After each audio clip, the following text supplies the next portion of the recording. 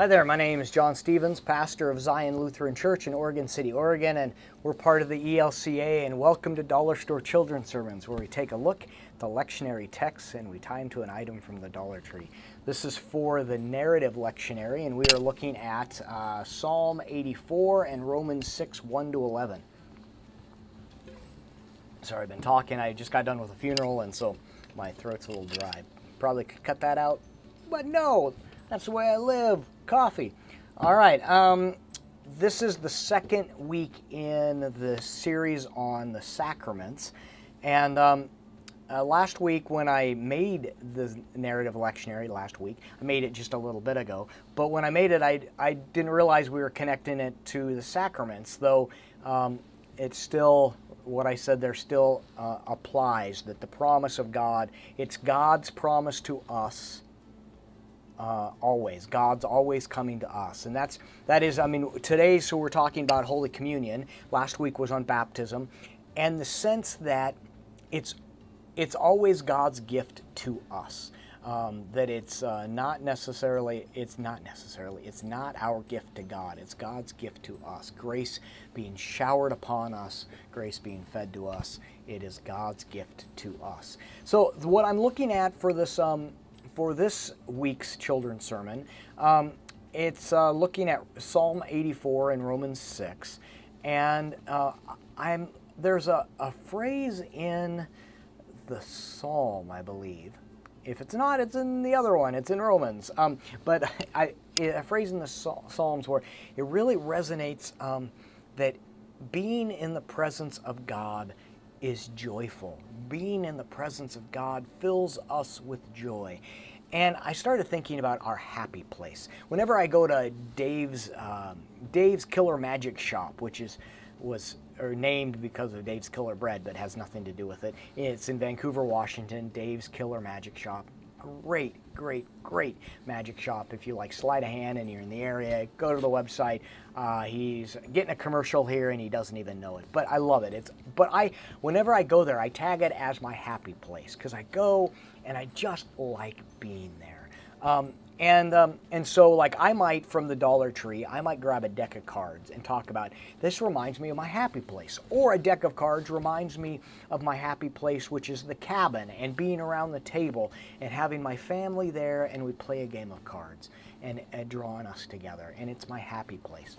Your happy place might be your grandmother's living room, and memories that are attached there. Some's happy place, which are my holy place and where I believe God vacations, is Holden Village, just outside of Chelan, Washington. And so, there are places where we are connected.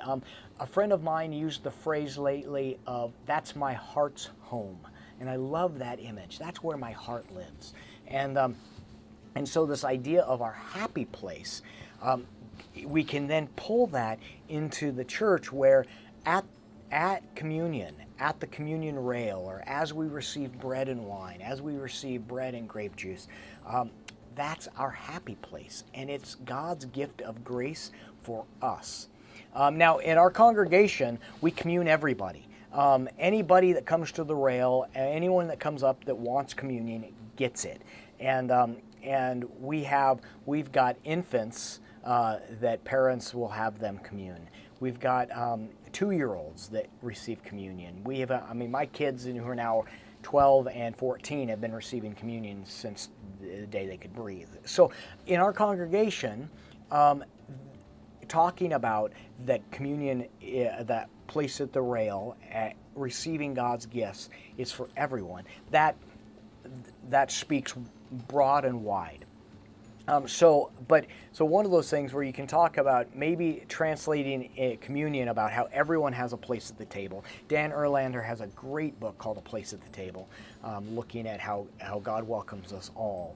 And that when you come to the table, and if it is your practice to bless the kids as they come forward, that's a way to, as you come to the table and as you receive the blessing and the reminder that God is with you always, this is that happy place to hear that blessing, to receive that gift. So it's one of those things where it's like you might be able to dance with it some. but to talk about where are the places that we experience God? Where are those places that we find joy? So some springboards for you for the thinking around your children's sermon. I hope it can be helpful for you as you process and talking about the sacraments with your kids. But again, come back to that. What's my heart's home? Where do I find joy? And in talking to the kids, where do you like to be? Where's the places that you really feel alive, and that God can interact and work with you in there? So, some thinking. You really need to kind of work on this so it doesn't get too heady and too out there for kids, but that God welcomes them, and God says to you, you are welcome here. At this place, you belong. So, all right, I hope, again, it can be some springboard for you, and thanks for stopping by, and I hope you have a fantastic week.